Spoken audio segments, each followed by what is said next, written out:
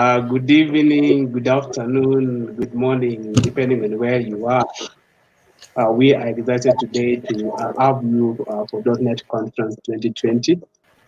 And it's a community event for Nairobi edition, and we are more than glad to have you today for .NET Conference 2020 event. My name is Wilberforce Seguton. I'm the team leader here at Bunifu. And today, I'll be more than that. I'll be your host. It's good for you to know more about us. We are Bunifu Technologies, and we are a software company. Our specialization is on productivity tools, and we currently are active in the dev tools domain. And under dev tools domain, we are active under .NET, where we provide custom controls and components to help .NET developers to craft awesome-looking user interfaces in real time. And we'll be able to showcase to you guys what we mean by the controls and the component that we provide. So in case you want to know about us, more about us, feel free to visit our website. That is bunifuframework.com. And also you'll be able to see and know more about us. You can also visit our company website, which is bunifu.co.ke, where you'll be able to see more details about us. So today we have lined up an awesome session for you, where we'll showcase stuff to do with .NET, .NET 5, and other stuff like the demos, new products we're working on. So stay tuned for a wonderful session that we've lined up for you. And this is more of a follow-up event that was held last month by Microsoft. It's called the .NET Conference. It was held last month in November. And we are actually doing a follow-up of the event where we saw the launch of new features such as .NET 5. We also saw the launch of C# 9, amongst other things. But for us, our interest is in .NET 5 and C# 9. So in case if you missed the conference and you would like to relive the whole experience, feel free to go and visit DotNetConf.net, whereby you'll be able to see the previous experiences that were shared last month. All right. On our side at Bunifu, we're actually excited to actually see .NET 5 come out because of its possibilities. Being cross-platform is one of the possibilities that we actually see as a big thing that can open more opportunities for us. We're able to create cross-platform applications and stuff like that. So here at Bunifu, since we're making controls and components for .NET, previously we've been doing them for .NET Framework, but following the shift to .NET 5 and .NET 6, we're actually adjusting ourselves to the new platform where we will actually put our controls to work with .NET 5 and .NET 6. And our developers will be able to share with you guys what we are currently doing on that. We also understand that there'll be some challenges to do with .NET 5 porting because it was released as a general availability update that is awaiting next year's release of .NET 6, which will have a long-term support of the LTS. All right, so we'll actually work with you plus also Microsoft so that we solve those challenges and put our controls properly to .NET 5 and then .NET 6. All right, so back to the meeting now. We've actually lined up an awesome session for you, and we have speakers coming from Bunifu. We have two of our senior developers, and I'll introduce them. First up is actually Wilfred. Wilfred Kimura will be our first presenter, and actually he is a resident software engineer at Bunifu. His passion is design, and he's the one who has been crafting the controls and components that you use. And I can see also part of the attendees today are customers. So Wilfred is the one who has been shipping some of the features which you are currently using. Next up is Kim Toflex. Kim Toflex is the CTO here at Bunifu. He is actually the creator of Bunifu Framework, and he's a full-time awardee of Microsoft MVP. So Kim Toflex will take us through some of the sessions and also showcase the new products you're working on. A look at our agenda. We are here for about 2 hours 30 minutes, and we have about 4 sessions. The first one is the state of .NET, which will be carried out by Wilfred, and Wilfred will be able to actually take us through the new updates into .NET 5 and also C# 9 and the direction at which the ecosystem is going. So in case you are new and you probably want to learn more about .NET, the .NET ecosystem, then you get a chance to learn through that. Then after that, we'll have a session where we'll actually release BuniCharts, which is our latest product for data visualization, and Kimto will be able to showcase that. After that, we'll have desktop app session where Wilfred again will come up and show us what we are doing in terms of Bunifu Framework on WinForms and also on C# 9. We also have a new kid in the block as a product. It's called Schemata. So you'll get a chance to see a preview of that new product. It's an exciting software product that can help software developers to craft softwares in a very quick manner. So when that time comes, you'll be able to see how you can craft a form in like 20 seconds or even less if possible. Then we'll conclude with a session on Blazor, where we'll actually share our insights on Blazor and what we'll be doing on Blazor in the coming year. So we're in for a very exciting session. Feel free to engage us on social media, follow our handles at Twitter. We have our personal accounts and also at Bunifu Framework account. Also, please use the hashtag .NET and .NETConf Conference 2020, and we'll be able to retweet you. Also, please leave for us a Q&A. Please leave for us your questions, and we'll actually answer you via the chat. Whether you're watching on Facebook or on YouTube, we'll be able to answer you. All right, so we're actually almost ready to begin our first session, which will be taken up by Wilfred. And Wilfred will be able to showcase for us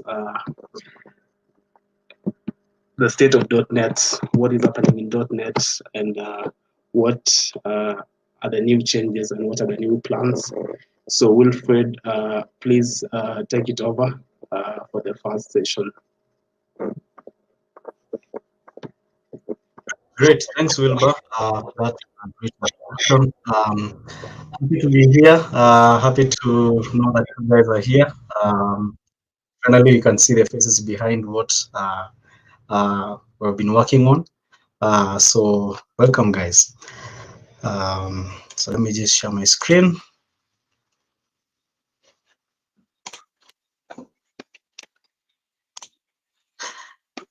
Right, so .NET and beyond. So this year has been quite an amazing year. We have seen a lot of talk around .NET, what Microsoft has been doing. This year, we have seen a lot of improvements in the tooling and infrastructure in .NET. So we are going to just take an overview and a closer look at what Microsoft has been doing, and we'll just get acquainted with what exactly is happening. Right, so who am I? My name is Willy Kimura. I am a senior software engineer and a UI UX developer here at Bunifu. I specifically focus on Bunifu Framework.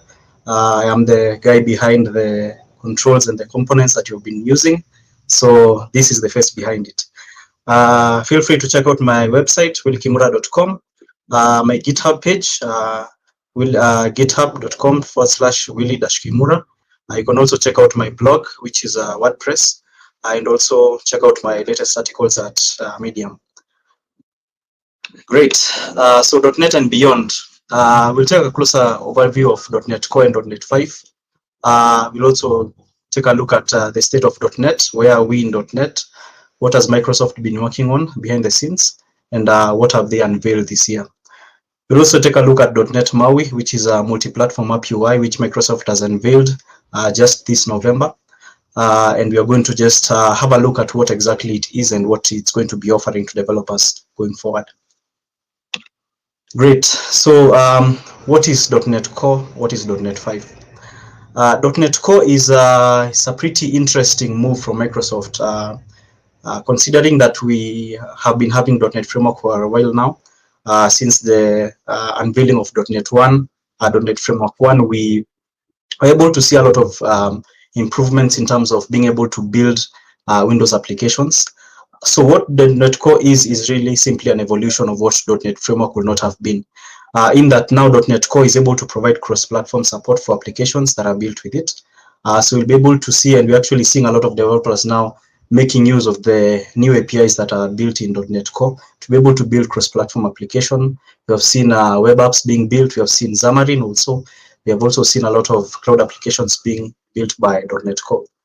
Unlike its predecessor, .NET Core, .NET 5 is open source. So meaning that .NET Framework wasn't actually open source. So .NET Core 5, .NET 5 and .NET Core 3.1 from version 1 to 3.1. We've seen a lot of open sourcing from Microsoft. We have seen a lot of community engagements and contributions.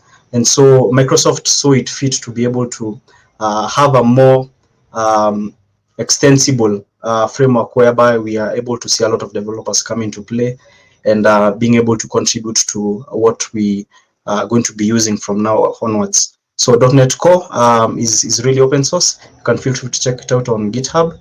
Also .NET 5 is also open source, so feel free to also check it out. All right, so just taking an overview of .NET Core and .NET 5. One of the things, as I mentioned, is that it is open source. So meaning that we also have an open source license, which is MIT and Apache. So meaning that any developer can come into play, can submit their pull requests to the repo. We have also seen a lot of developers being able to contribute to the project. Another thing, and that is actually, this is one of the biggest things, is that it is cross-platform. This is a very different stance from what we had before with .NET Framework, which now involves or allows developers to build a Windows application, a Linux application, and a Mac OS simply from one code base. So you can be able to port your application or your web app to work on Linux, Windows, and Mac. We've also seen a big improvement in terms of the ecosystem. Microsoft is envisioning .NET going forward as a unified ecosystem. So this means that we'll start seeing a lot of focus on being able to build Microsoft building one framework that is going to provide all the APIs that are going to be used across all the platforms. So this means that we'll have one framework going forward. We'll no longer hear Microsoft mentioning that they are releasing .NET Core. They will actually be releasing .NET 5, .NET 6, .NET 7, as we're going to see. We also have the same tooling, so you don't need to use other IDEs. You'll use the same amazing IDs such as Visual Studio. If you're using VS Code, that is going to be there still. Another big improvement is on lightweight, the performance for .NET Core and .NET 5. So we're actually seeing a lot of tests being done in .NET Core applications. So for example, we're actually having now faster operations in terms of things like when you're working with hash sets, when you're a guy who works with the JSON serialization in your applications. So that is actually more improved. On Xamarin, you realize that when you're working with renderers, it's more improved in terms of the performance. So that is also a big thing that Microsoft has been able to test out in .NET Core and .NET 5. We're also seeing a lot of modularity. .NET Core and .NET 5 are actually more modular than what we had in .NET Framework. For desktop developers and for most of our clients, something that you realized is we are using a lot of assemblies at the same time. So this time around, assemblies are going to be packaged. So it's going to introduce a sort of like a package system that is going to allow developers to be able to just plug in the package that you want to use, remove whatever you don't want to use. So that going forward is going to really help be able to have a more modular architecture for your applications. We're also seeing a lot of deployment improvements. We now have more flexible deployment for .NET Core and .NET 5. For example, now for Informs applications, you can actually build a self-contained application, meaning that your application can now be, when it's targeting .NET Core, .NET 5, you can actually build a self-executing application where you don't actually need to install, for example, .NET Framework 4.5.2 for it to run. So once you package your application, you can actually deploy it as a single exe, and then it's going to run seamlessly on all modern Windows operating systems. We're also seeing a lot of improvements on Docker. So for example, being able to build, for example, if you're working with microservices, you'll realize that with .NET Core and .NET 5, developers have actually been able to build containerized applications, and then they deploy it on Docker. So that is quite a big turn from what you used to see in .NET Framework. So that with many others is going to actually be able to help developers build those modular, those flexible, and those scalable applications. So what is the state of .NET? What has Microsoft been working on? What have we heard from them? One of the biggest improvements from Microsoft is they will be having specific timelines for building release candidates. So for example, in .NET Core 3, we saw it being released in September. One of the big improvements with .NET Core 3 is we saw Microsoft now getting towards WinForms applications and also WPF and UWP. So .NET Core 3 provided support for various APIs that were in .NET Framework. They were now ported to .NET Core 3. So beginning from .NET Core 3, we are actually able to build scalable desktop applications. We're also seeing a lot of we saw also a lot of improvements in terms of designer support. So for example, in .NET Core 1, 1.1 and 2, what was lacking was drag and drop support for WinForms applications. So this time around from .NET Core 3.1, we have seen Microsoft actually add the specific APIs that were able to help developers build drag and drop applications.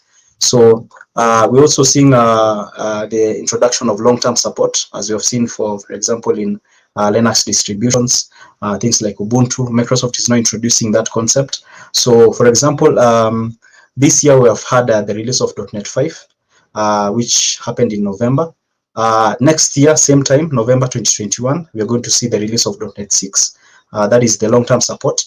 November 2022, we are going to see the release of .NET 7, which is going to be generally available, and then 2023 it's going to be .NET 8. So that is more of a predictable timeline, and I think that's really quite a big improvement from what we have been seeing. We've been seeing a lot of mini releases, preview releases from Microsoft. So this is going to at least to help developers prepare themselves adequately for the coming features.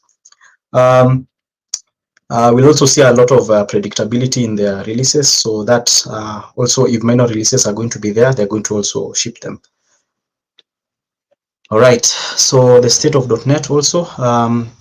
I think one of the biggest things and really that can be mentioned and needs not to be forgotten is the mention of having a unified platform for Microsoft. What we saw before was Microsoft, there was a lot of fragmentation in the .NET ecosystem. For example, if a developer comes, they need to ask themselves, which platform do I use? Do I use WinForms? Do I use UWP? So that no longer will be there. So Microsoft is now trying to unify all these platforms to be able to harness or use one framework, which is .NET 5. So for example, if you have a desktop application, you can actually build one application that is going to run across the different platforms. So for example, what we have seen in Xamarin is we have seen developers come and, for example, build an Android application, an iOS application, and just that using one single code base. So this time around, we're going to see Microsoft focusing that also. We're going to see them now being able to add more richer APIs that are going to be supported across all these platforms. We're going to see, for example, if you have, for example, a Windows utility that you want to build, you can actually target .NET 5, and then you can build that utility to support Windows, Linux, Mac, and even mobile. And that is really an amazing move from Microsoft. For example, things like cloud applications, you're going to see a lot of improvements in the tooling and the APIs that are going to be added. Xamarin is going to have a big shift. Microsoft mentioning that there is going to be a strategic change as to the things that are going to, for example, the project system is going to change a bit, but not to mean that you're going to overhaul your application fully. So we are going to see a lot of improvements with the new set of APIs that Microsoft is going to introduce in this in .NET 5 going forward. The tooling will also be the same, so you don't need to change your tooling. If you're using Visual Studio, continue using Visual Studio. If it's for Mac, VS for Mac, you can still use it. VS Code, if you're using, if you're building ASP.NET web applications, same case. And also a lot of CLI tools that are going to be introduced. So this is going to really help expand the capabilities of .NET by taking the best of .NET Core and .NET Framework, and then Xamarin and Mono. So that is going to really expand and broaden the .NET ecosystem in the space, to be able to see a lot of developers, for example, guys that have been using JavaScript can actually come into and use Blazor, which is actually a new product from Microsoft. And we're going to see a lot of those changes happening as we go along. Now, I think another one of the biggest things that Microsoft also mentioned is the introduction of a multi-platform app UI. What is .NET multi-platform app UI, or what can be mentioned as MAUI? So MAUI is a cross-platform native UI that Microsoft is currently working on to be able to allow a developer to build one project with one UI that is going to work across all these platforms, meaning that now you can actually build, for example, if you want to build a desktop app, you can actually even target a mobile. You can actually deploy it to a mobile, for example, a mobile operating system like Android. So that means that Microsoft will be shifting the focus and the strategy to be able to focus on now being able to have one framework that is going to target all these platforms together. Meaning that now you actually won't need to have different projects for different platforms, like what we currently see in Xamarin. And actually, Microsoft mentions that it's more of an evolution of Xamarin.Forms. So that we're going to see as we go along. There was actually a talk yesterday about MAUI, just a stand-up discussion about MAUI, and Microsoft will be giving early previews of the progress as they continue, and we're going to see a lot of improvements from Microsoft. So another thing is we'll be able to deploy an application to multiple devices. So meaning that you can actually deploy your app to the mobile or to the desktop, and that is really a big change. One of the other important announcements that Microsoft mentioned was that it's going to, as from .NET 6, we're going to see a lot of intentionality and improvements in some of the APIs that they are working on. So it's still a work in progress, and we're going to hear from Microsoft as they move forward. I can say that as Bunifu, we are also really interested in this space, and we will actually tell ourselves to be able to support Bunifu UI to be able to work on MAUI. So that is going to be one of the biggest things that we're going to be working on going forward, and I will keep you updated as time goes by. All right, so how does MAUI look like in terms of the project system, and how does it look like really when just having a more closer look?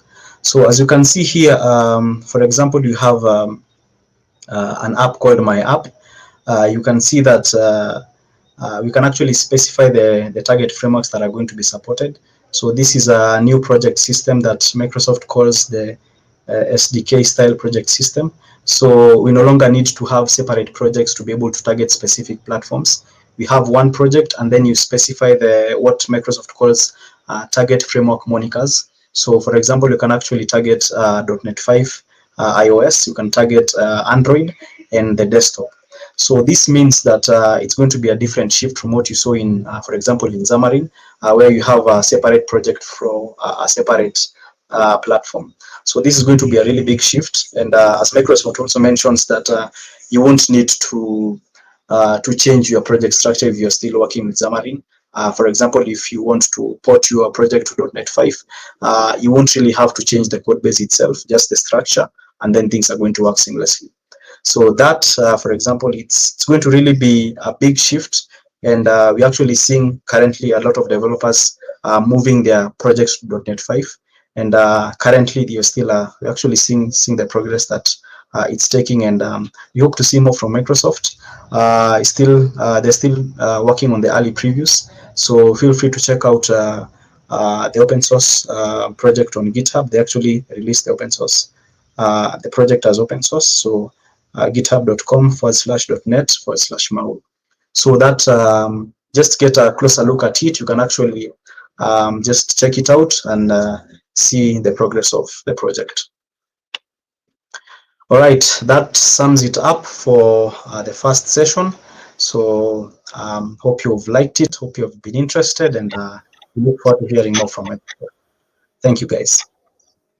All right, thank you very much, Wilfred, for that awesome presentation about state of .NET. I think it's been quite an engaging presentation. We've learned about the same ID that you can use for all your app development, and also the new APIs that Microsoft have actually launched, including the move to .NET 6, which will be up next year. So thank you guys for staying with us so far. Feel free to keep engaging with us on social media, and also please send us your questions. There's a chat section for Facebook and for YouTube as well, so feel free to leave your comments there, and we'll actually be able to respond if you have any questions, if you have some feedback. All right, thank you very much, Wilfred, for that session. I think you've done a great job. Right now, we're going to be moving to the next session, which is the data visualization session, where we have Kim of Flex join us shortly, and Kim taking us through data vis session, and will share with us the latest products that we're going to be releasing today. So if you're into data visualization, and if you're into plotting graphs and live charts and stuff like that, this is your session. So Kim of Flex, please take it over. Thank you so much, Wilberforce. My name is Kim, and I'm going to present to you data visualization library, which is a new product from Bunifu, and that's what we've been working on for quite a while. So please allow me to share my screen, and we proceed.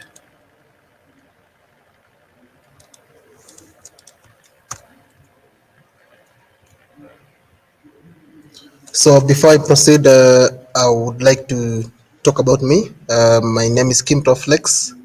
I am a co-founder and CTO at Bunifu Technologies. I'm also a 4-time Microsoft MVP. So you can reach me at my website, kimtoflex.com. I also have a YouTube channel called Kimtoflex, youtube.com/Kimtoflex.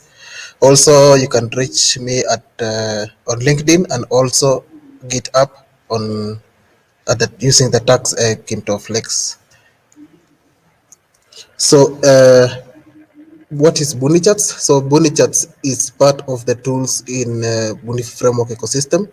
As we know, and Bunifu Framework is a set of controls or tools for, we are currently targeting .NET ecosystem also. So this is one of the new tools that we are adding into this awesome framework.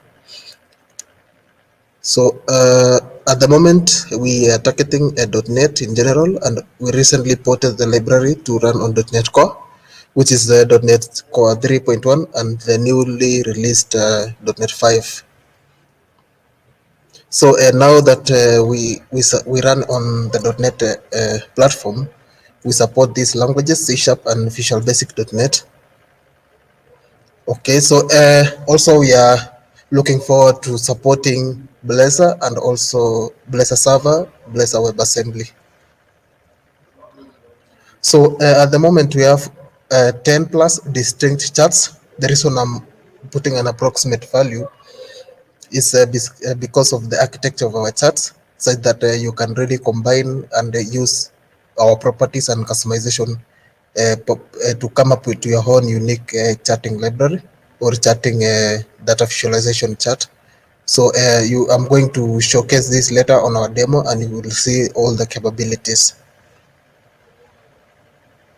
So these are the current important charts, not all of them, but these are one of the charts some of the charts which are part of this library. So I'm going to pass them through, like as you see, we have a line chart, column chart, pie chart, all this. So I'm going to showcase later in a real or a practical application. Or yeah, so we have scatter chart, bubble chart, and you might have noticed also there's cool animations there on the bubble chart, and all our charts in general support animations. We also have a reactive feature such that our charts listen to the data that you are binding to, and if any value changes, our chart reacts to it in a very seamless way.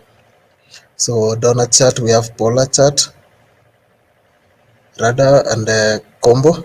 So for combo is the combination feature, and this is where you can use our chart and multiple charts and you render them in the same control or the same canvas.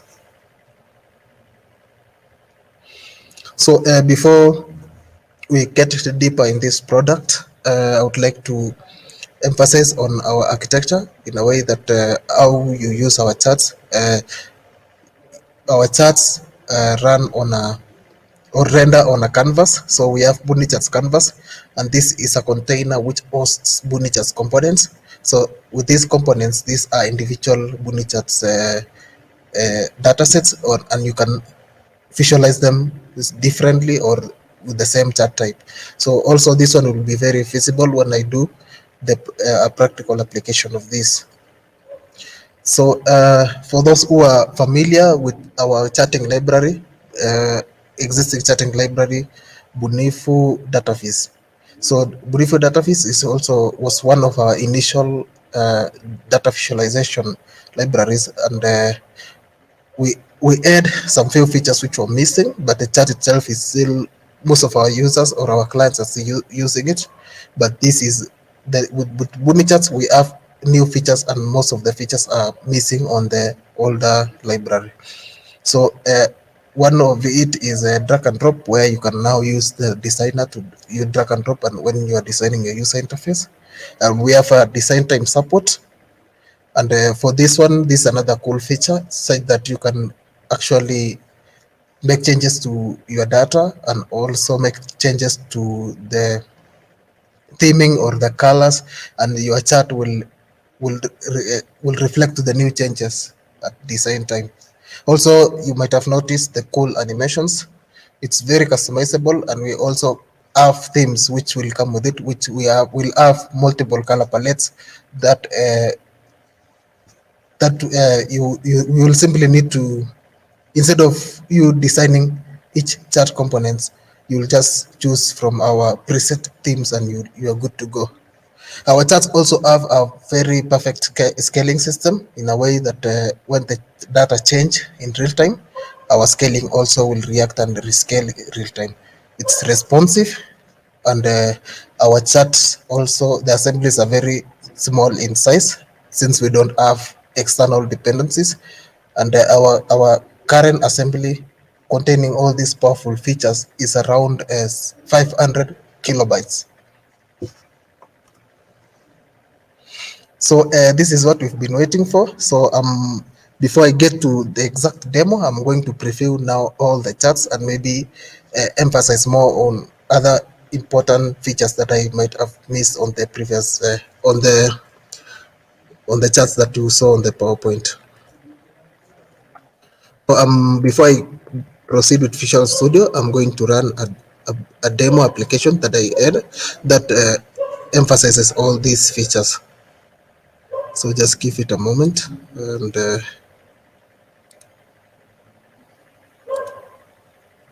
yeah, so now this is just a sample application, and I'm showcasing only a few charts that are very popular. Now this is line chart. We're starting with the line chart, and I really hope this transition, the animation is smooth on your end, on your screens, but on my side, it's really nice, and the transitions are very good. So this is a combination of the reactive feature and the animations. So when the data changes, when the data changes, it will switch automatically from the old state to the new state with an awesome transition, which is powered by our animations.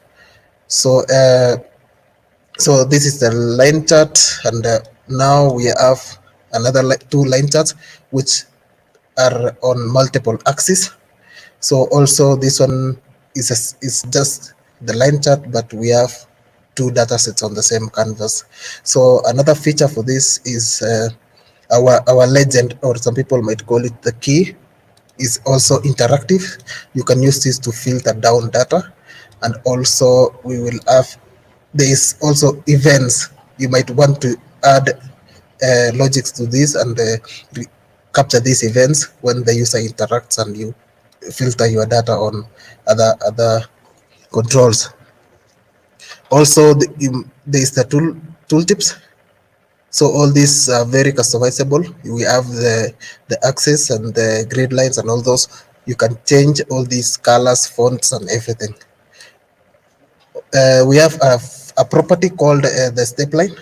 So you simply take a line chart and you change the property to a step line. And we have three step line variations.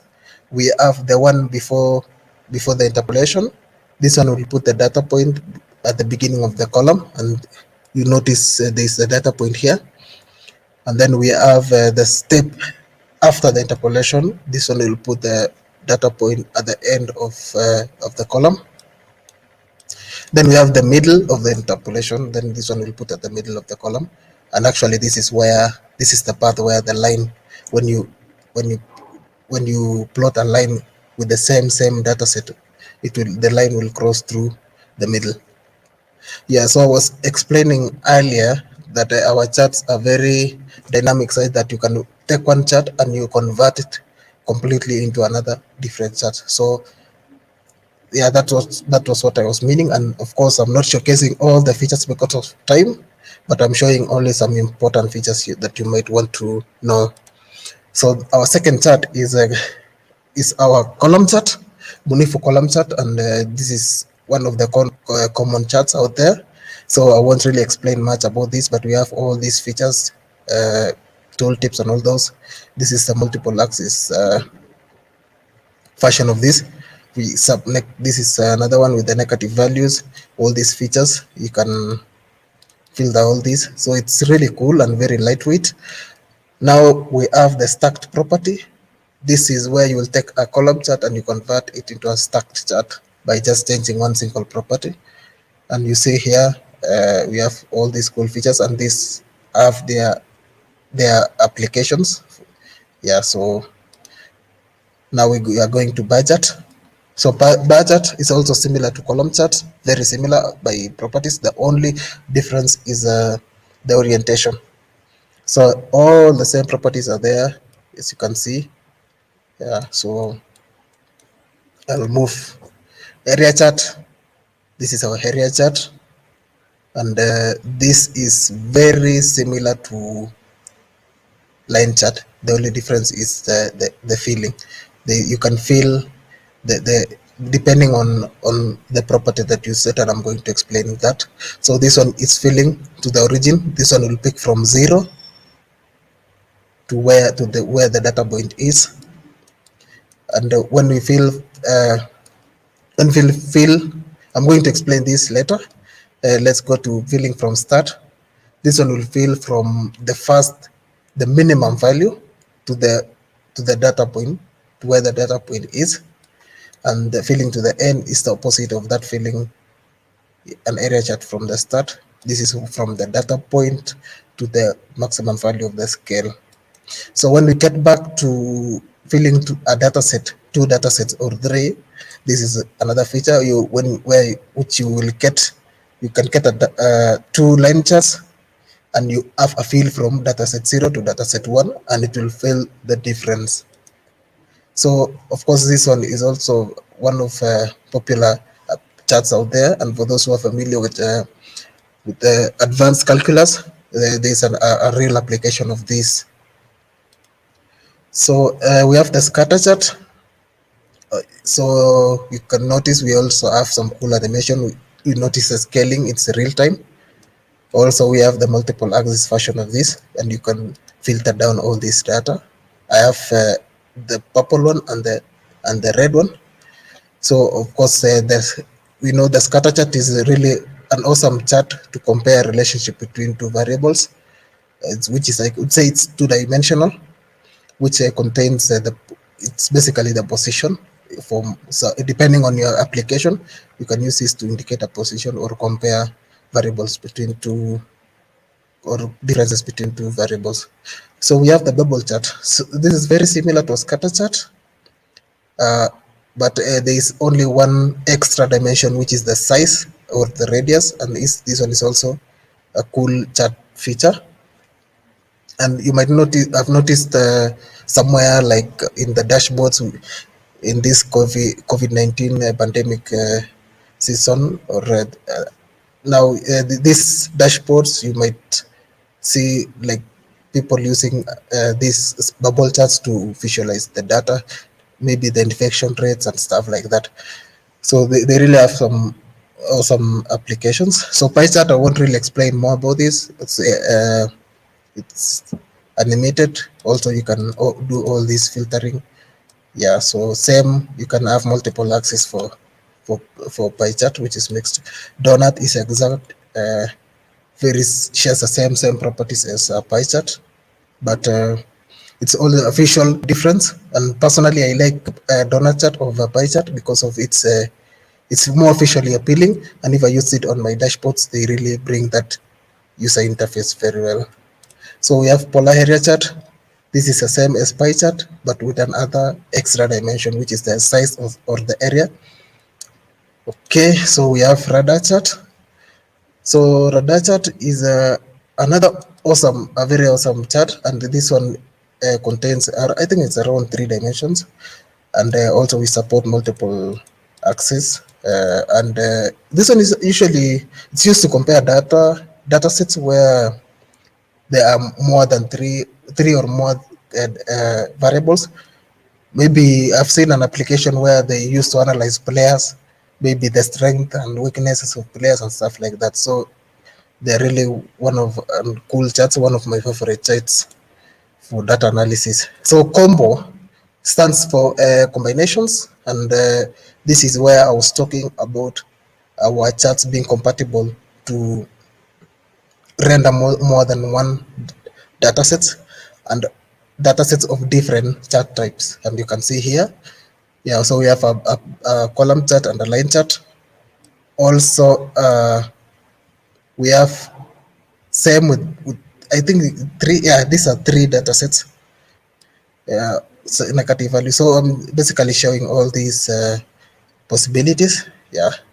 So the last but not least feature is interaction. So our chart also supports interactions. If you keep an eye on this title, when I click here, you will see you clicked on Tuesday and the value is 99. So with this feature, you can really use this to filter data. You might use it to, instead of using drop downs and stuff like that, you can make your dashboard very interactive. And for those who are familiar with Power BI, they really use this feature where you can toggle between from a category in a chart, and you can really drill down your data. And yeah, so last feature is print friendly, where you can send these charts to the printer. So apart from designing awesome interfaces and awesome data visualization charts, which are very appealing and very accurate, you can also design reports with it. So this is one of the a sample report where I basically took the same chart and rendered it on a report. So we also have our documentation that will highlight how you can use this feature very well. So this is basically, we have the API that converts your chart into a vector and or a bitmap, and having vector or bitmap objects, you can send this to a printer, you can save it to a file, you can upload it to a server. Yeah, so your imagination is the limit. So the next session now, I'm going to showcase how to design a very basic chart on our using our library on Visual Studio.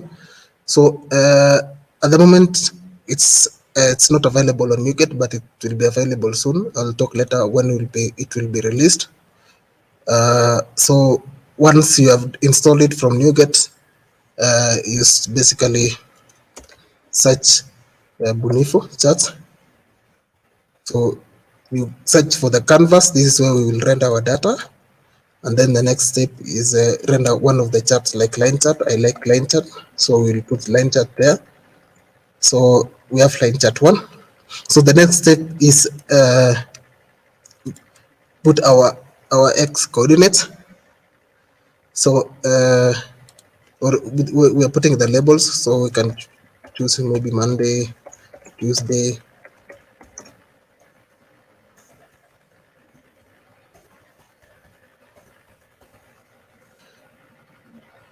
Okay, now from here we select on our line chart and we point where it will render its data. It's already detecting Bunifu Canvas 1. We already have a color there, so we can leave it with that. We can now add our data. So select there and we put random values. We have 5 columns, so we put 5 random values: 33, 22, 55, negative 23. Give it a second and it will react to, yeah. So you see the scaling, it's going to a negative value. Yeah, that's how it is. You have all these cool properties there where maybe I can change the width, or I can change it to 10. You'll see it's changing to, that's a radius. I can change the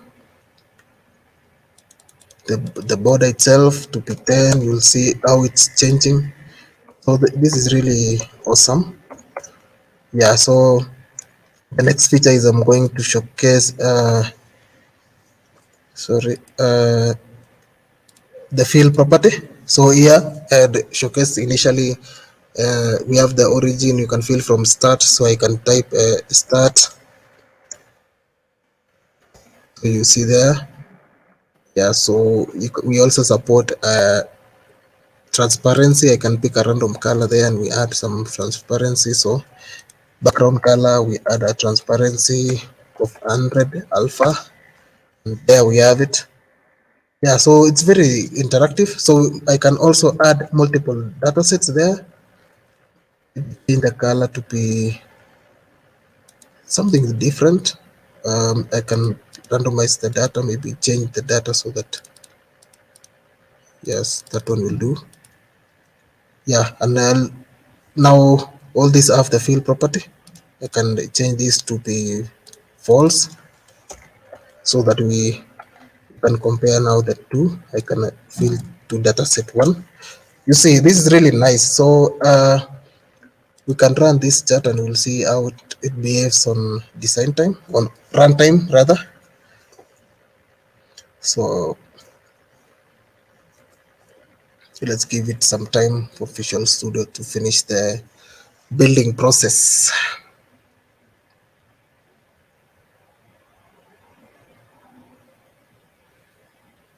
Oh, sorry, I have 2 forms in this project. I should be showcasing the BuniCharts demo.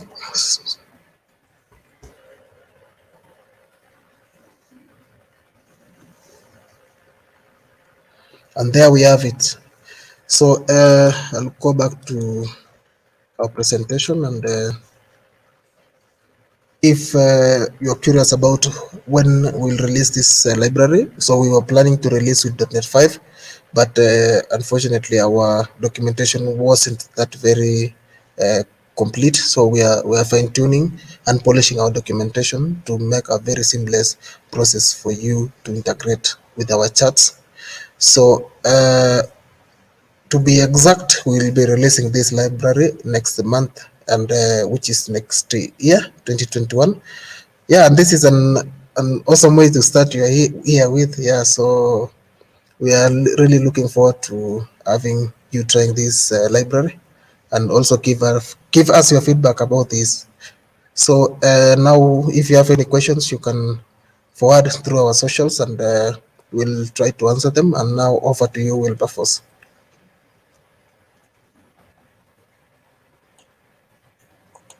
All right, thank you very much, Kim, for that awesome session on the .NET data visualization. We've seen a preview of BuniCharts, a very amazing set of charts that you can use in your application.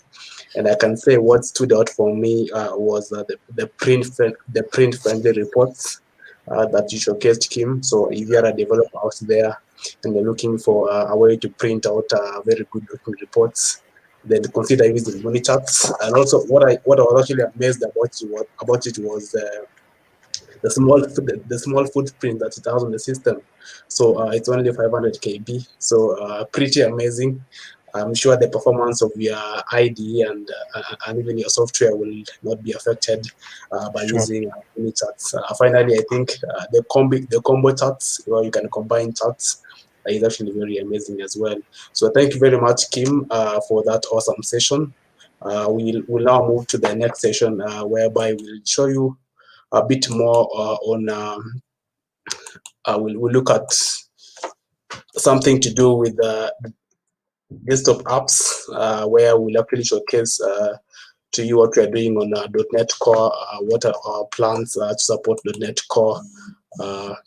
If you've never seen WinForms controls that you created before, then you get to see them today. So we'll have Wilfred to join us shortly so that he can take us through the desktop app session. And Wilfred is passionate about design, so I'm sure you'll see some design work during this session. So Wilfred, take it over. Thanks, Wilbur. Great. Hoping so far you've learned so much. I'm amazed at the new BuniCharts. So look forward to hearing from you guys.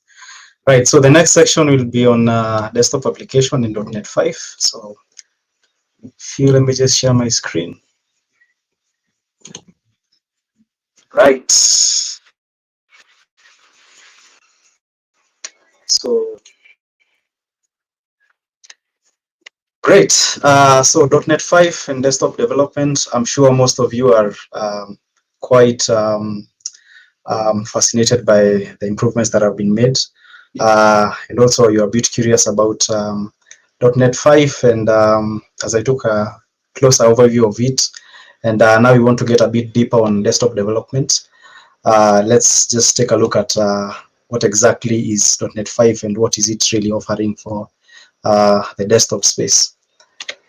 Okay, so we'll first of all begin by taking a look at Bunifu UI and just having a preview of .NET Core 5 and .NET Core 3.1 and how Bunifu UI is actually going to support .NET Core 3.1 and 5. And more specifically mentioning .NET Core 3.1 because from .NET Core 3.1 there is designer support. That is, you can actually drag and drop Bunifu UI controls into your form and just have the same seamless experience that we've been having in .NET Framework. We'll also take a look at the new control Bunifu Group Box. We actually had this just last month, so we'll take a look at it and what exactly it does. Then you can actually have a Q&A session. If you have questions, feel free to drop them in our social handles. Okay, so .NET Core 3.1 and .NET 5. So Bunifu UI, for the longest time, we've been focusing on .NET Framework. As you all know, from .NET Core, from .NET 4.0, .NET Framework 4.0 to 4.8. Actually, the final release for .NET Framework is 4.8. So from there, Microsoft will simply be supporting maybe having fixes and security releases and patches. So we'll now be, as Microsoft mentioned, we'll be having .NET 5, .NET 6, 7, and 8 going forward. So as Bunifu, we have actually managed to successfully port Bunifu UI to run on .NET Core 3.1 and 5. So meaning that now you can actually build .NET Core 3.1 and 5 applications with Bunifu UI. So it's the same beautiful controls that you've been using in .NET Framework, now running in .NET Core and 5. So one of the big changes that we'll be having going forward is that with the new package system that has been introduced in .NET Core and .NET 5, we'll now be packaging all our existing controls into one. So we'll have, for example, before you could be able to target specifically Bunifu button or Bunifu checkbox or Bunifu radio button. So this time around, we'll actually be assembling all the controls together into one package, and we'll be distributing it via NuGet. So that won't change. The major change will be on the package system. So we'll have to assemble all our controls into one assembly. Right, so as you can see here, there's a very small preview on what it looks like on .NET Core. So this is a project that is running .NET Core 3.1, as I'm going to mention on the demos. So we have Bunifu UI WinForms and Bunifu Charts as packages installed in the project. So that is just a very basic overview of it. And also I mentioned about the SDK style system that Microsoft introduced. So we can actually be able to specify, for example, will it run on .NET Core, .NET Framework 4.0, .NET Core 3.1 or .NET 5. So we can actually be able to target all those 3 frameworks at the same time using the new SDK style project format. Okay, so some of the drawbacks that we'll be having with the introduction of .NET Core 3.1 and 5 is one, for developers that have been using smart tags. So that is no longer in support for when you're building your .NET applications. So it's quite a small change, but I know for some developers it's going to kind of mean a lot. But we are hoping to see Microsoft add a smart tag API for us to be able to plug in to continue using the same smart tags we've been offering for our controls. So that is one of the drawbacks. Another drawback is that for license activation, you'll no longer be able to perform it from the Visual Studio itself. So currently Visual Studio does not support being able to invoke dialogues or be able to activate a license using in Visual Studio itself. So that will need to be performed outside Visual Studio. And for that, we'll be introducing a new tool, which is Bunifu Licensing CLI or Command Line Interface. So we are going to be publishing it next year with the addition of also publishing Bunifu AF for .NET Core. So that is going to be communicated also. So we'll keep you updated on that. I think one of the biggest drawbacks for desktop developers is still Microsoft will not be able to offer cross-platform WinForms applications. So meaning that there was a lot of expectations as we were beginning with, as Microsoft was releasing or publishing releases for .NET Core. So a lot of developers were asking about, will we be able to port our application to run on Linux and Mac? So currently, Microsoft mentioned that there's a lot of APIs that they will need to port to be able to run on those separate platforms. So that is still a work in progress. But hopefully, we are going to see a lot of improvements with what I mentioned before. That is MAUI, that is multi-platform app UI. So we hope to see Microsoft add APIs that are going to, or rather, port those existing APIs to be able to run on those other platforms. So we hope to hear more from Microsoft, and we're going to keep you tabs. And so we still hope to expect more from them. As I mentioned, we have a new control, and we're happy to announce a new control, which is Bunifu Groupbox. That this is one of the most requested features from our clients. So we're happy to announce Bunifu Groupbox. So Bunifu Groupbox will kind of be a bit different with what we have currently as the standard Groupbox control in WinForms. So, for example, you can be able to style the borders. You can be able to provide maybe a solid background. You can actually be able to have a dashed border, change the title color and all that. So there are a lot of great improvements and additions, and we hope to see you guys use it. So it's actually in the latest release that we released last month. So feel free to check it out on NuGet in our packages area. So you can install it and just check it out. All right, we'll also be having a new utility, which is the command line interface tool. We'll be replacing Bunifu Device Remover. For some of you that have been acquainted with Bunifu Device Remover, or what we call BDR, we'll actually drop it now. We'll be using Bunifu Licensing CLI. So this will allow you now to be able to, for example, if you're having challenges with activating your license in Visual Studio, you can actually use this tool to be able to activate your license via the command line. You can also be able to manage your license. Also with the new charts product that we'll be releasing next year, you can be able to activate it from there. You can also be able to check your license details from the command line. So that and another, amongst other features, we are going to be able to do that from the command line. We've also had you, and I can also mention that we'll be having a license manager console, a web license manager console next year also.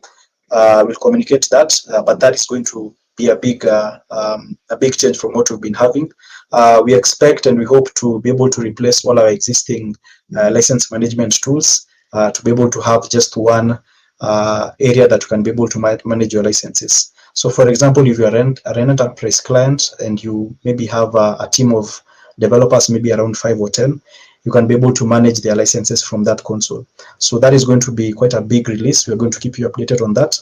But we promise that next year we'll be able to provide this release, and we hope to hear from you and what you think about it. All right, so we are in demos. Great, so allow me to just take you through demos that we'll be able to showcase with .NET Core 3.1 and 5. So we'll begin by this first project. This was a .NET 4.7.2 project. So we were able to successfully migrate it to run on .NET Core 3.1. So just go, for this we just go to the project menu and then go to the properties section. All right, so you can see from the target framework section, you can see that it's running .NET Core 3.1. Okay, so from here, we currently have some very alpha releases. So we have actually installed a local package. So here you can actually see Bunifu Charts, which Kim was able to give us a quick intro on it. And we also have Bunifu UI WinForms. So these are the latest releases that we'll be publishing next year. So this is the UI. So you can actually see a number of controls that most of you are familiar with. We have the new charts product. We have Bunifu picture box. We have Bunifu buttons. We have Bunifu image button. We still have the charts product. So let's just try and maybe just before I begin, you'll notice that it's quite different, the project structure.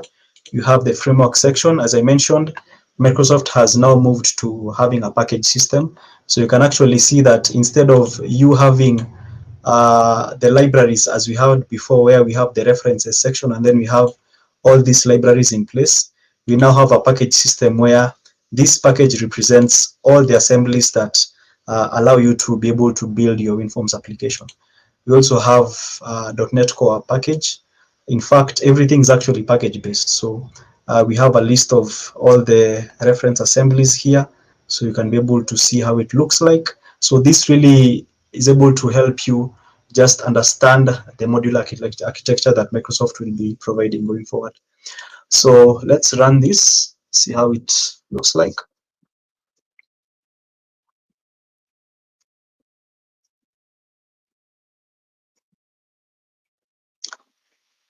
Awesome, awesome. Amazing animations. You can actually see how it just fluidly just woke up. We can see Bunifu text box here. You can see Bunifu buttons, that cool smooth animation that you always know and love. You have the BuniCharts, you have the tooltips with them, you have the image buttons. So everything is running seamlessly, no problems whatsoever. So this is quite a huge improvement. And as I mentioned, there is some performance improvements. This project is actually doing a lot of heavy lifting in terms of the database or the backend itself. So there's a lot of backend work going on behind the scenes. So as you can see, if this was running on .NET Framework, you'll actually see some sort of lag as it begins. So, but you can actually see that this is running smoothly. So the startup time is also improving, and we hope to see more improvements in terms of the performance. Okay, so You can actually, for example, you can can actually still drag our controls, see how they look like. So everything is running well. We have the rating control, beautifully working. So all that is in place. Okay, so that is the first demo for .NET Core 3.1 running smoothly with Bunifu UI controls. We'll go to the next demo, which is on .NET 5 rather. So with this demo now, we'll just do some practical foundation. We just lay some practical foundation on, for example, let's just try to build a UI and see how it runs. So this is a project that is running .NET 5. As I mentioned, Microsoft will be dropping the prefix core from .NET 5. So we'll no longer hear .NET Core 5 or .NET Framework will be .NET 5, .NET 6 going forward. Okay, so this is running .NET 5, and let's try to just, for example, let's see whether we can actually build a very basic application that just pops up a dialog once we hit a button. So let's add a text box. Let's add a button. For example, let's try to, I love the rating control, so I just like to see the design of it. It's a beautiful control. We can even have the separator. Let's try to just build a very simple application. Very simple. Okay. This will be here, and then let's add a checkbox. Okay. So once we enter some text here, we click the button, and then it's going to pop up a message. Now, if we check this box and then we click this button, if it's checked, it's going to pop up a message. If not checked, it won't pop up a message. So let's add an event here. So let's play a message box. Message box.show. Then Bunifu text box. Bunifu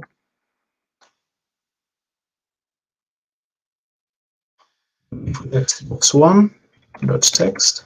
So the text that will be displayed, and let's add a condition. So if Bunifu checkbox 1 is checked, then let's display the message box. Right, very simple. Let's see how it runs, and then let's see. Okay, so crossing fingers right now. Things happen in demo time, so awesome. So let's just write a message. Hello.NET 5.0. So as you can see, the checkbox is checked. So let's, awesome. So once we uncheck it, check. So no message. Once we check it, amazing stuff. So same animations that we've been using in various other controls, they're actually still supported in .NET 5. So we have the rating control working beautifully. So things amongst other controls, they are still working well. Yeah, the port is really successful. So that is the final demo. We hope you've loved it. We hope to hear more from you guys. What do you think about it? Actually, I forgot to add, maybe just to showcase the group box control. So here it is. So let's try to change some properties. The border radius, let's put it to 2. The border thickness to 2. We can actually have a different line style, so we can use a dotted line style. So we can also set the alignment of the label to, for example, you have the right label alignment or the center label alignment. So these are very nifty improvements, but can actually really help you build an amazing application. So there are a lot of few design improvements that we've also been able to work on as compared to the standard group box control. So feel free to check it out. It's actually available. You can get to install the latest version, version 4.1.1 on NuGet, and just have a look and feel of it. So I guess that sums it up for me. Go back to the presentation. Yeah, so I guess we'll bow back and over to you. That should be it. Thank you, guys.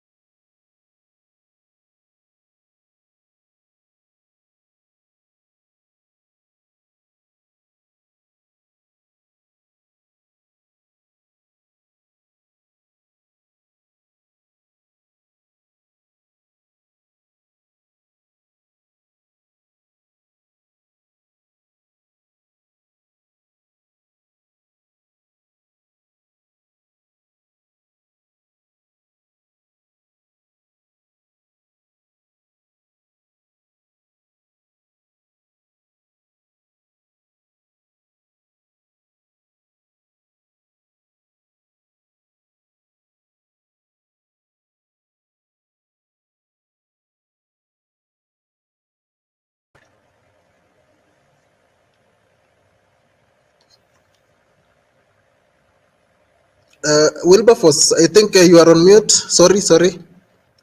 We can't get your audio. Sorry about that.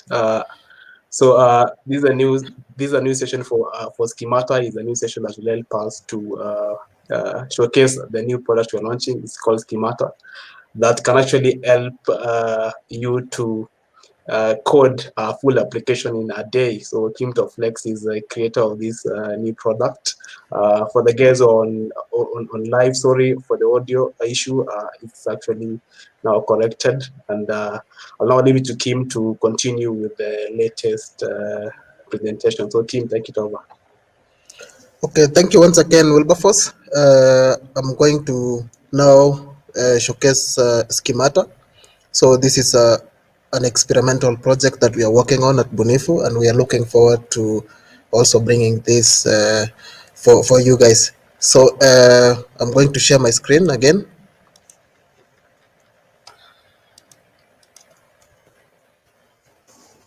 Yeah, so I think the screen is now visible, my presentation. Okay, so I'm very sure you're wondering what Schemata is. So Schemata is a declarative framework for efficiently building form-based desktop user interfaces. It takes a structured data defined using a JSON and as input and returns user-friendly WinForms that matches your schema. So I'm going to explain this and put this to context later. So this is basically a very a .NET library for WinForms at the moment, but we are looking forward to supporting other environments. So you simply input JSON containing the schema, and this library will generate a form for you. Yeah, so the reasons why we made this library is it's perfect for data entry, and if you have applications that require a lot of input forms like questionnaires and stuff like that, question and answers, this will be the perfect tool. It's also perfect for user interface design. If we all know the default input controls that come with .NET or with Microsoft already is would only serve the sorry The default controls that come with Visual Studio at the moment by default are not very visually appealing. So this tool can also help bring up your user interface. So also it's perfect for modifying data, viewing data, searching data and stuff like that. Perfect for dynamic forms. For the term dynamic forms is these are forms which visually change every time. So this could be also perfect for designing applications like wizards. If you have a 10-step wizard application, the traditional way is the developer will have to design all these 10 steps in a form, and then you have to put the logics and all those. But we're using schemata. You simply need to design a schema for all those, which will take you a very short time. And of course, you won't need all those forms in your application, so it makes your application very small and very to run at high performance. So this one makes the perfect tool for Rabbit application development. So later, I think you'll see when I do a demonstration about this library. So this library is available on NuGet. So it's still on experimental. So we have secured it with a temporary license. So if you would want to give this product a try, you just reach out to us, and we will send you a license to unlock it. And yeah, don't worry about that. So you'll find it on NuGet at the moment. It's already documented and all those. So this schemata comes with 17 themes at the moment. And of course, we are planning to add more. The schema structure takes two types, or we have two sections in the schema. We have the schema section and the form section. But for today, we are going only to emphasize on the schema section.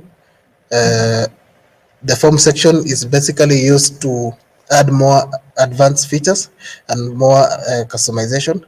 And if you want to change the layout of your output form, this is where you would modify. And of course, we have documented all these properties, and you'll see it on the documentation when you try this library.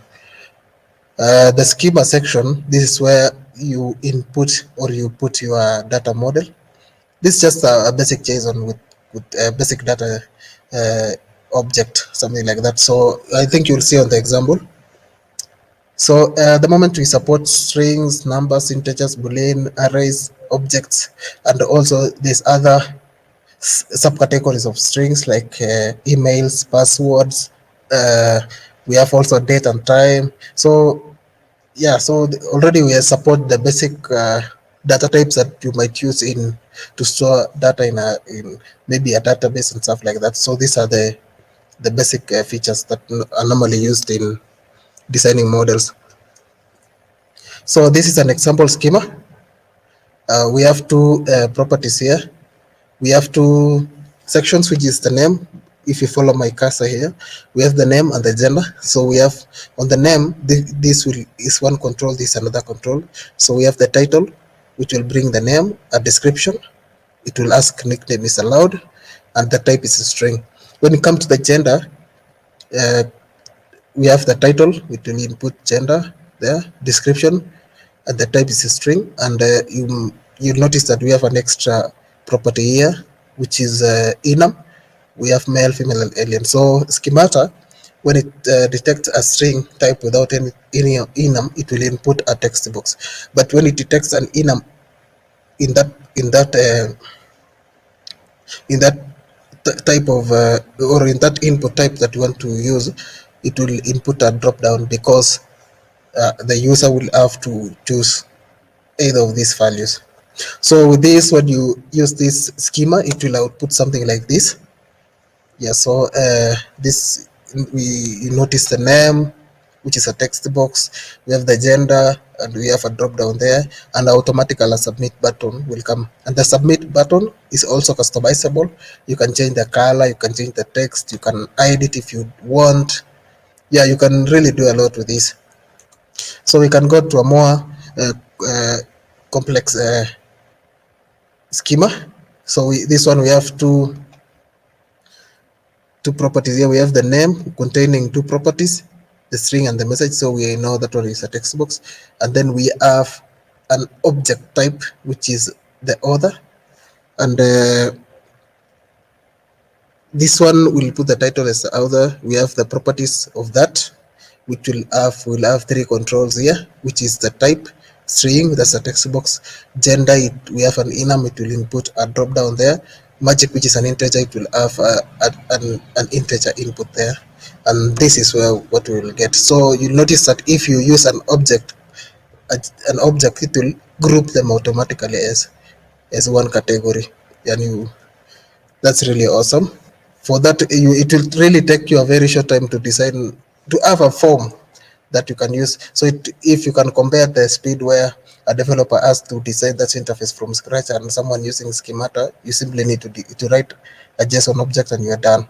So after having your form, the next step is how will the programmer use or capture the submitted values. So you simply double click on the schemata control and it will take you to a default event. This is on submit.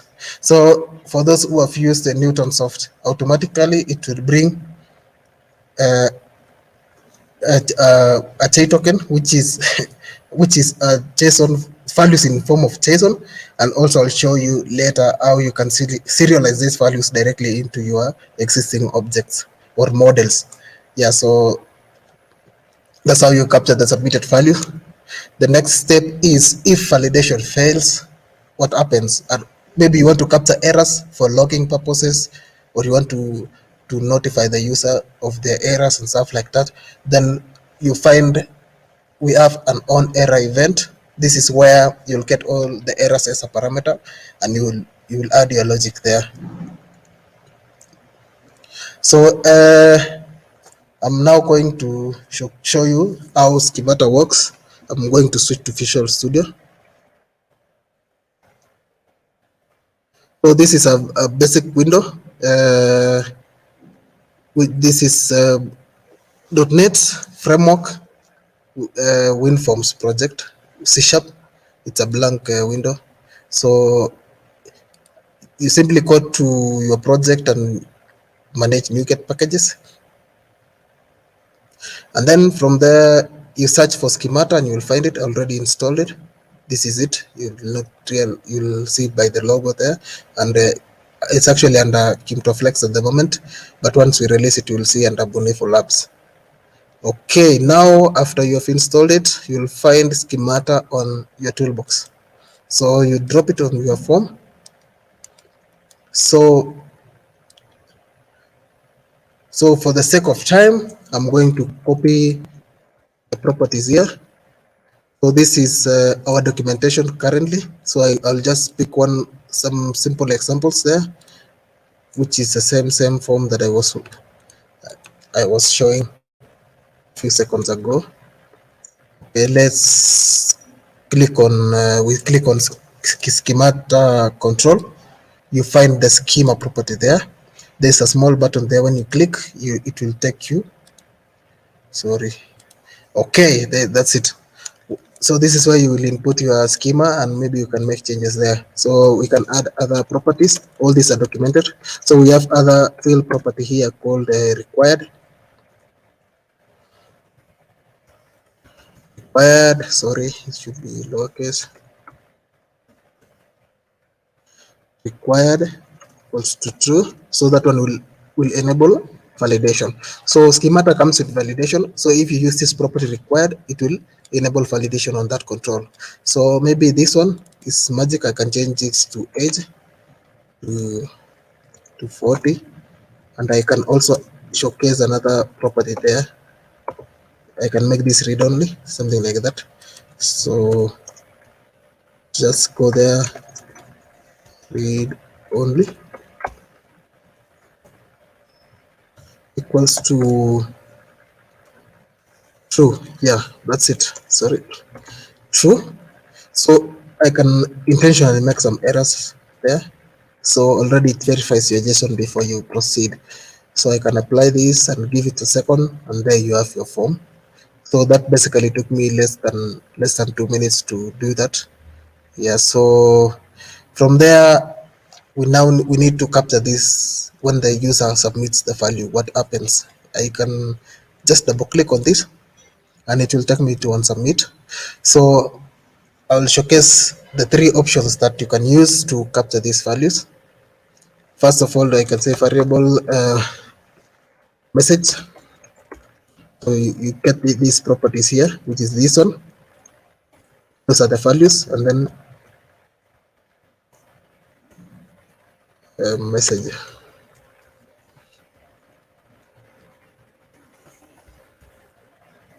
So this is where you capture values there. So also we can log the values, and I can log these values so that you'll see it comes as a JSON.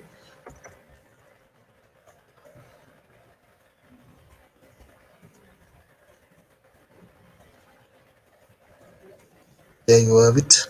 So we can try to run this. Yeah, I can put this in a message box first so that we'll see.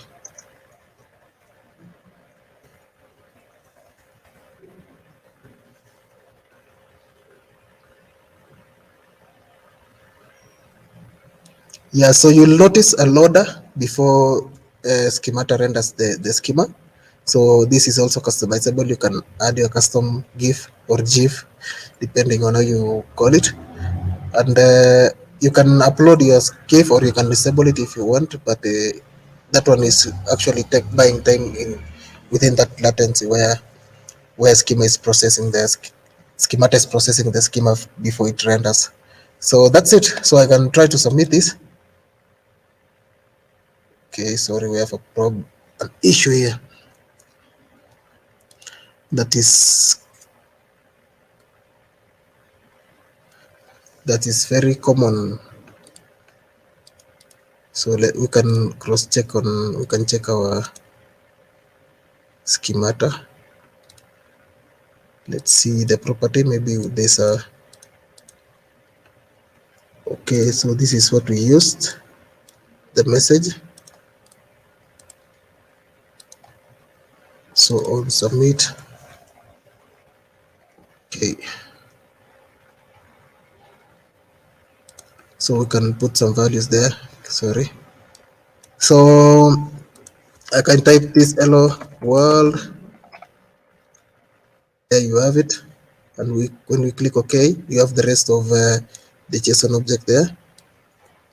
Yeah, so I think the reason why there was an error is there's a spelling issue on the required property, so it didn't really verify the value. So maybe let me cross check one last time. Yeah, there's a missing U there. Yeah, that was it. So I'm trying to showcase the validation feature there. Yeah, so when I run this, I can try to submit without inputting any value. And there you have it. You see there's a, so it won't really be the values until you finish the validation. So I can type the message hello world, but you'll see this down there, and this is read only. Okay, now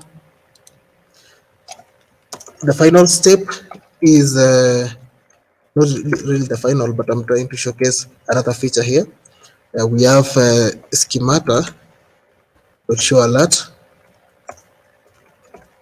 I can showcase here. So it comes with notification properties. Also, you can, instead of having other tools or using the regular message box to show errors or to inform the user of any progress, then use the alerts.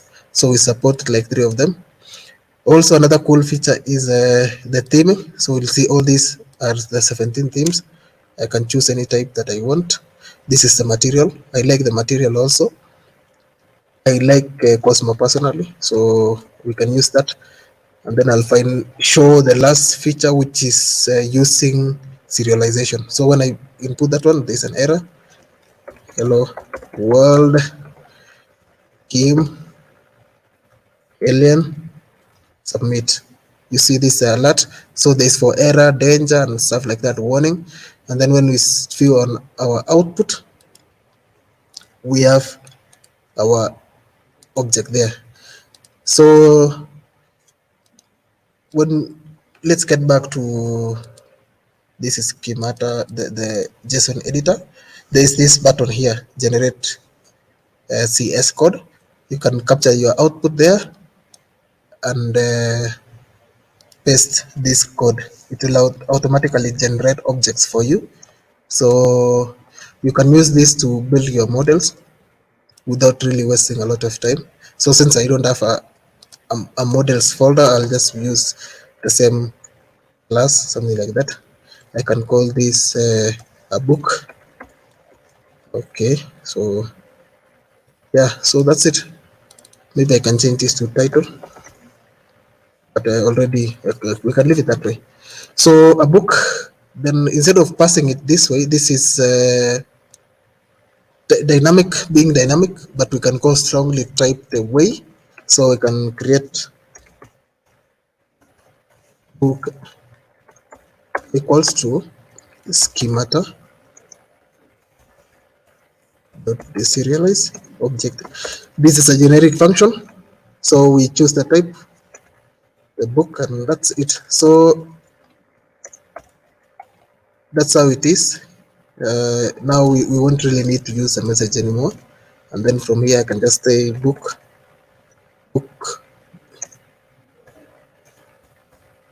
dot. I can code deeper, like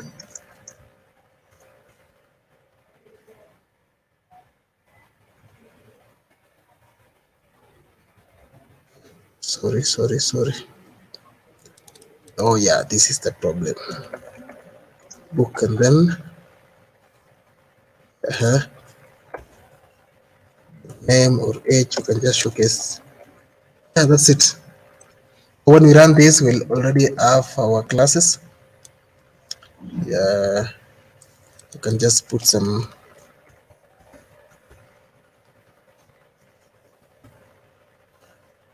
That's it, Kim. Yeah, so this will mark the end of our demo, my demo actually. So maybe in future we'll do a webinar where we will showcase all these advanced features. So I'll showcase the rest of the features here, but you have seen most of it. We have validation. You can embed your logic, extra logic if you want. You can extend this tool. You can group. We have templating also, which is you'll see on our documentation how it works. So if you want to explore this product at the moment, you can go to kutt.it/schemata. So if you have any questions, you can send it from wherever you're watching from, maybe, or the platform you're watching from, YouTube, Facebook. Yeah, so you can forward our questions and we'll try to answer. So thank you so much for your time. Over to you, Wilberforce.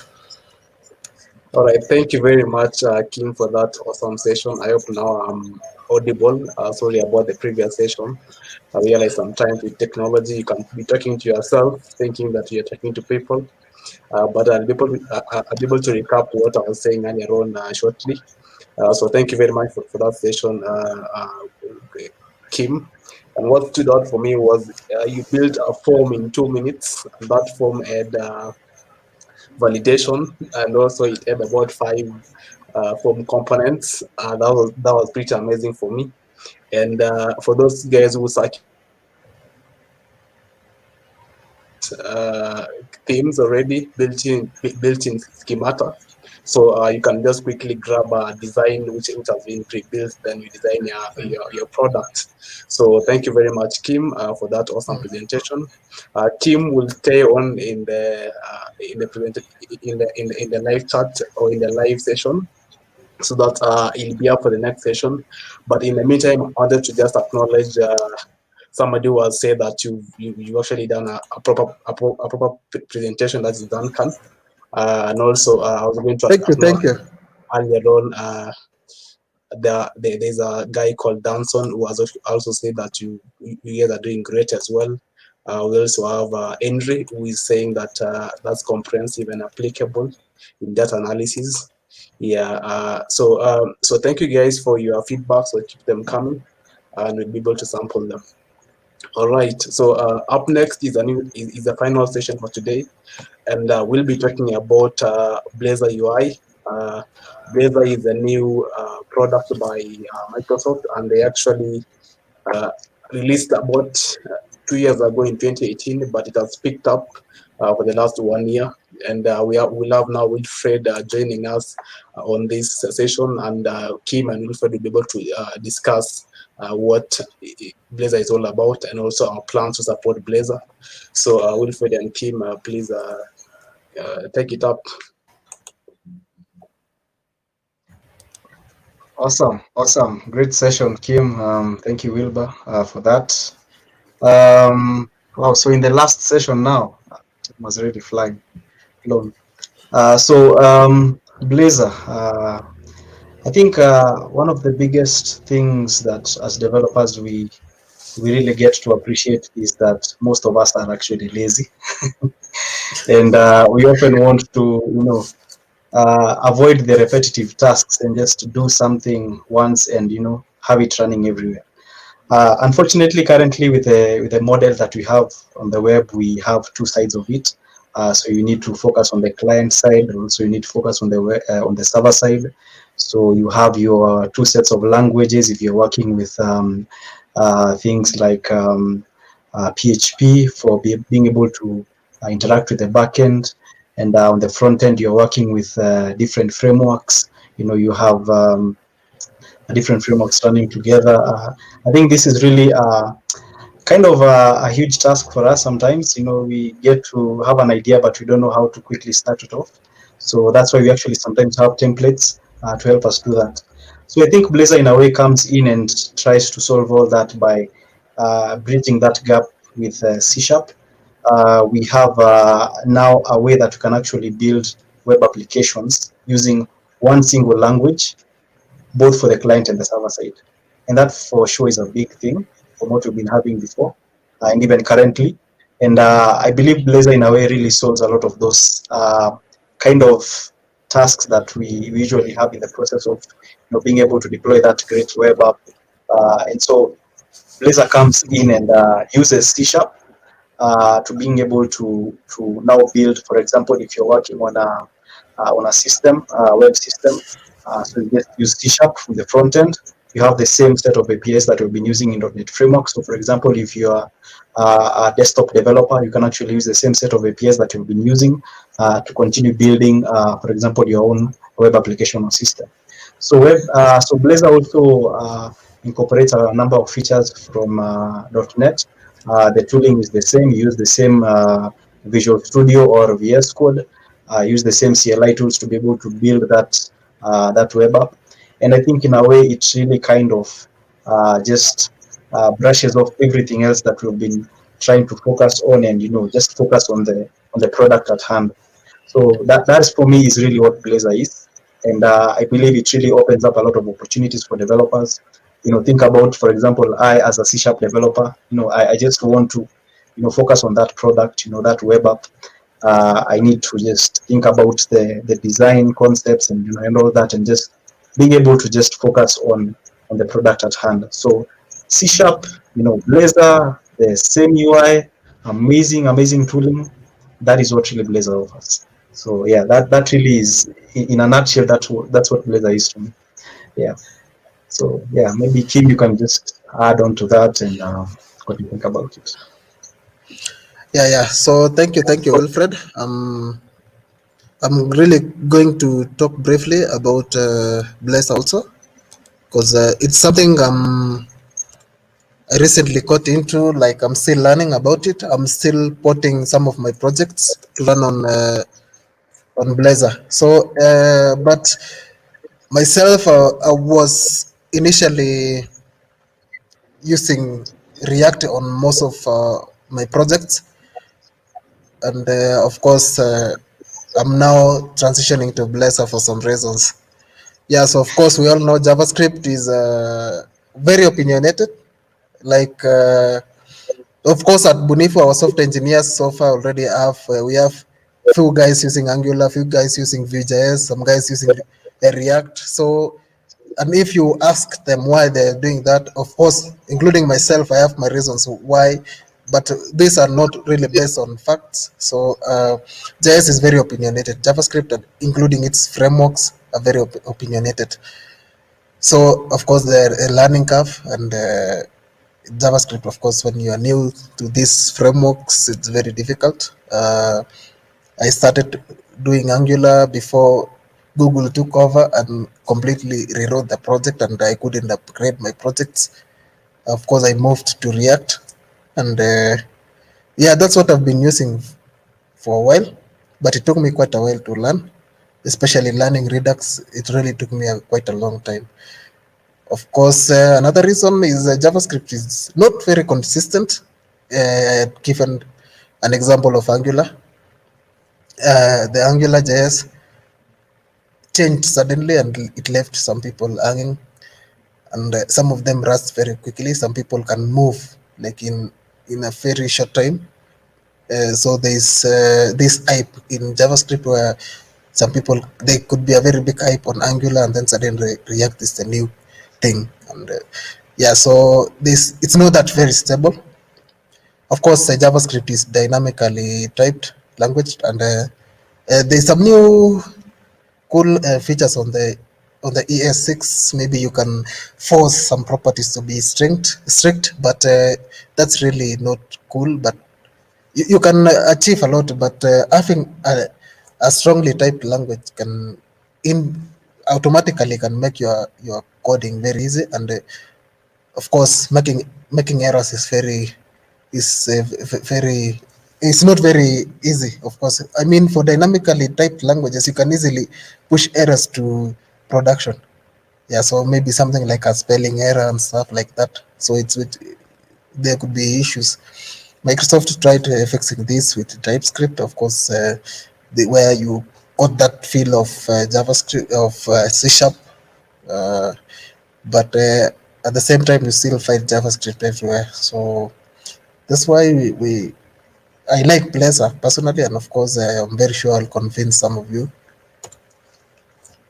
Yeah, so my colleague Wilfred mentioned something about WebAssembly, and of course that's really a new standard, and it's very interesting. That's one of the cool things that happened recently. Of course, WebAssembly has been there, but not very long. And of course, it's a web standard, and it's supported by major browsers at the moment since 2017. So it's barely 3 years. Yeah. So these major browsers, Chrome, Firefox, also Safari, something like Internet Explorer. I think it's still back there, but very few people use it. The idea of WebAssembly is the ability to use compiled bytecode and packed projects packed in binary, and it can really run in native speed or near native speeds, which is really awesome. Of course, there is a security sandbox, which is similar to the JavaScript V8 engine. So yeah, the V8 engine is it's not the engine that there's an in automobile or in car engines we have the V8 category, something like that, but we have also in web development. So the V8 engine is an open source project from Google. Yeah, Google, and this is what Node.js is using. Yeah, yes, exactly. Yeah, it was written in C++, and it's really fast. So with this WebAssembly, they didn't really focus on one language, which is C#, but we have other languages like F#, Python, Rust, C++. We have Go, which with time they will come with their frameworks which run on WebAssembly. So WebAssembly is really nice. So I'm very sure for anyone who has tried or heard about the two, we have the WebAssembly version of Blazor and the Surfer version. So you'd wonder which flavor would you choose. So for Blazor WebAssembly, everything happens on the client side. So I'll explain more later. Blazor Server, everything, and the rendering the logic and the rendering happens on the server side. So we can go to the pros and cons of Blazor WebAssembly. So it's the .NET code run in the browser. They mentioned earlier about the binary. So actually, for Blazor, our projects can be compiled into DLLs, and a browser can understand. A browser like Chrome can execute and run your application. And with this binary execution, we have these very fast websites and which are close to native speeds. Of course, we have shared code. One also you can compile libraries to DLLs and stuff like that, and you can reuse. We have no server-side dependencies. You don't really need a server. For those with Azure plans, you can use the serverless, or you can go serverless by using maybe Azure functions. You can use a CDN. You can also have a static page with Google page, not Google, sorry, GitHub pages, and you'll have your app running very well. So Blazor WebAssembly, I was playing with it recently, and I really liked the progressive web apps feature, where you will take advantage of offline support of your application. If you use the new Edge, you can actually install the website to run as an app within your desktop, and you can search it on your start menu. Yeah, of course, there's the cons of this. Having all these binaries being executed on the browser, you have to download. But this one actually won't really impact your website that much, because it only happens during the initial instance of your when a client actually accesses your website, or the client, I mean a browser. So you need a modern browser, of course. No Internet Explorer for now. Of course, it's limited to browser sandbox. Yeah, so you have to have a browser to have this project run. Tooling still needs to mature. Yeah, so since it's a new framework, guys are still developing tools. Of course, Bunifu being one of the tooling companies which make developer tools, we have very few user interface tools out there. I've seen one personally, I've liked the one Matt Blazor, which is really nice. But of course, it's countable. We don't have a variety of options. But also Bunifu, we are bringing our controls to run on web on Blazor. So let's give it some time; it will mature. Also, for those who are familiar with React, we have the Chrome plugin where you can actually you can monitor the state changes and stuff like that. You can do you can break executions and all those. Another thing is still missing like auto reload, where when you make changes on your project, you have to refresh it manually, which in a way it can make your development slightly slower. So pros and cons for Blazor server. Of course, since everything happens on the server, you don't need an initial download size. You don't need to download the binaries. Server-side rendering. Yeah, everything happens on the server. With this, you have a faster loading time. It works on all the browsers, which is cool. The API is server private. Since once you deploy your application, the front end only will be deployed to the client, and the front end will maintain a signal R persistent connection to the server at all times. So this one creates some form of security where there is that separation, physical separation, and the connection with signal R is very secure. Of course, with this also you have the security. Yeah. So there's some cons also, which now that you have to have a consistent signal R or persistent signal R connection, there's some very little latency, but you won't notice. Actually, you won't notice. That one shouldn't really affect your decision. You need to maintain the client connections, as I mentioned. Maintain client state. The state management happens on the server also. With this high exchange of data, your app will consume more memory in terms of RAM, and of course no offline support. But no problem with that. It depends on how you want it. So Wilfred, I don't know which flavor do you prefer if you were to develop an application at the moment? I would definitely go for the WebAssembly. I think it feels much cleaner in a way, and also I think the idea of really running binary code on the browser. I mean, the fact that currently all of the modern browsers actually support WebAssembly, I think it's a big thing. So for me, I think I'd really go for the WebAssembly deployment. Yeah. Okay. Yeah. So personally, I like the server, Blazor server, because of the way I can develop a full stack application, and I won't really need to worry about having the API infrastructure separate. So for WebAssembly, you will have two tiers where you'll have the front end and the back end, but of course all of them are awesome. Yeah.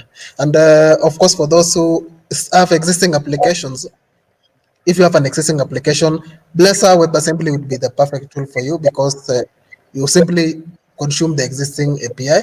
But if you're starting from scratch and you like Blazor server and you have an ASP.NET Core server out there, just go for Blazor server. You won't be disappointed. So maybe to add on this also, you have the full .NET tech stack. Like, there's a lot of technologies out there which support .NET. We have familiar tooling, things like Visual Studio, VS Code. We have things like command line. We have NuGet and all those. So there's really familiar tooling. It won't feel like something new to you if you are familiar with .NET, any .NET project. So you can share libraries, by the way, share libraries from the web to the desktop, since you can use NuGet packages. We have existing NuGet packages which are compatible across all the platforms. Things like Serilock. I like Serilock, logging with Serilock, with SEG. We have things like NewtonSoft, many libraries which are cool and are compatible across. Of course, now this being a new project from Microsoft, they will maintain this project for a long time. So Microsoft is really investing in this. Yeah. Actually, expect more with the coming preview releases, especially with, for example, next year. There will be a lot of priority being put for Blazor. So yeah, stay tuned on that. Yeah, actually, speaking of that, they are going for Blazor for the mobile. There's an experimental project at the moment where you can run Blazor project on Android, and they're still porting. You can check on .NET Foundation YouTube channel. There's some videos there showing the progress, and it's really interesting. Yeah, Also, actually putting the mobile bindings for Blazor, so still quite experimental.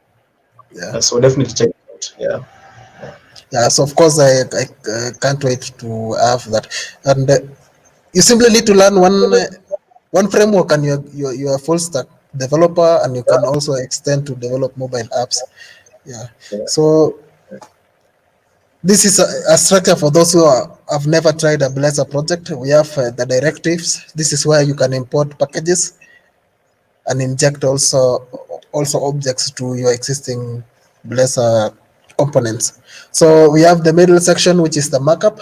Markup is the HTML, and you can have also embedded CSS. It's supported.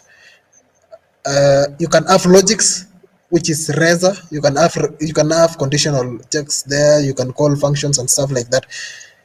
And then we have the section assigned for now your logics, and this is the code and logic. And also there's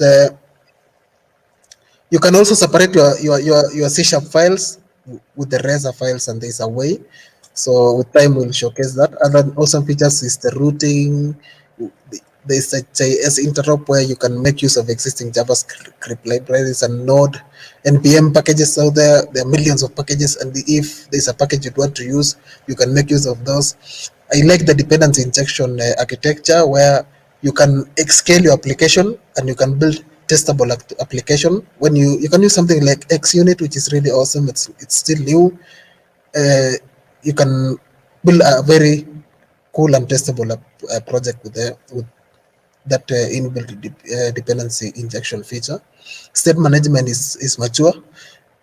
For me, like you won't really need tools like Redux for these. Yeah. So logging, we have iLogger which comes by default, and Serilog, which is my favorite. We have validation, things like Fluent validation is also supported. So there are other cool features that you might want to use with Blazor, and they are already compatible. So this was just a summary of Blazor, and of course we are waiting for .NET 6. We can't wait really to see what's coming up. I hear that they are having auto reloading. I don't know if you are aware of other cool features which are coming with .NET 6. Yeah, actually, I've actually checked, for example, I've checked also on the roadmap for Blazor. Still stuff like exception handling that are still in progress. If you've heard of things like tail calls in code, there's still stuff that is coming up. So feel free to check out the roadmap on their site. I think it's, if I'm not wrong, webassembly.org/roadmap. Still a number of things that they're still working on. But currently, actually, it's quite stable, I can mention. And yeah, we wait for .NET 6 and see what it's going to add on to what we currently have with Blazor. So great stuff coming up. Yeah. Yeah, sure. So I think this is what we have for today. And of course, we're looking forward to having more webinars. And if you are interested in any topic, you can share on the comments, and maybe we can organize for a webinar or do something that you might want us, you might want more clarification. So over to you, Wilberforce. Well, thank you very much, Wilfred and Kim, for that awesome presentation that you've actually been able to share with us a lot about Blazor. A lot of information, but I think for a first-time beginner, I think they can learn step by step. We're also learning at Bunifu. We've not developed a product within Blazor, but we are looking forward to developing one in 2021. So we really have big things coming up in the next year, and you will be able to probably have the first preview of Blazor user controls and components. So that's a big announcement we're making today. And watch out. And for the guys who have signed up today for this conference, we have your emails. So once we make that announcement, we'll actually share with you guys on email. So thanks again. These are the end of us engaging. Feel free to keep engaging with us on our Twitter and also on YouTube. We have a channel. You can subscribe as well. Also, you can check out our website as well, and like our Facebook and Twitter handles. And we'll keep conversing. I just like to highlight a few comments from. We have one from Willis, and Willis is saying, "Great job, guys." So thank you very much, Willis. We also have Daniel. Daniel is saying tuko pamoja. For those who don't understand Kiswahili, it means we are together. So thank you very much, Daniel. So we thank you for your feedback. I think I'd actually shown the others. So thank you very much, guys, for your engagements. So we've come to the end of the conference now, and I give a chance to maybe Wilfred to give his parting shot, also Kim, and then we'll just end the conference. So Wilfred. Mine is just to thank you guys for being here today. Thank you for giving us your time, and we look forward to having more webinars. We've also showcased some of the amazing products and work we are doing. So feel free to reach out in case you may have ideas or thoughts or suggestions about where we are right now. Feel free to reach out to us. So we look forward to having more, releasing new products, looking forward to the new features in .NET, and even scaling beyond .NET sometime forward. So yeah, so feel free to reach out, and also we are looking forward to the the big things that are coming. So thank you guys. Yeah. Yeah, so also myself, I would want to really appreciate everyone who joined us from whichever platform they're using at the moment. It's really it's really nice to see you guys staying for like 2 hours and following what we have for today. So if you have any topic that you might want us to discuss, maybe later you can send us a comment or leave a comment and something like that. If you're on YouTube, please subscribe and leave a like. So thank you so much and have fun. All right, thank you very much, Wilfred and Kim. Also, on behalf of Bunifu Technologies as their team leader, I'd like to thank you guys for staying on for this long. Thank you for signing up and giving us your feedback. And also to thank our speakers for today. They've done really a great job. So thank you again. We'll have more events and we'll keep you posted. For now, we say goodbye and we'll see you soon. See you soon, guys.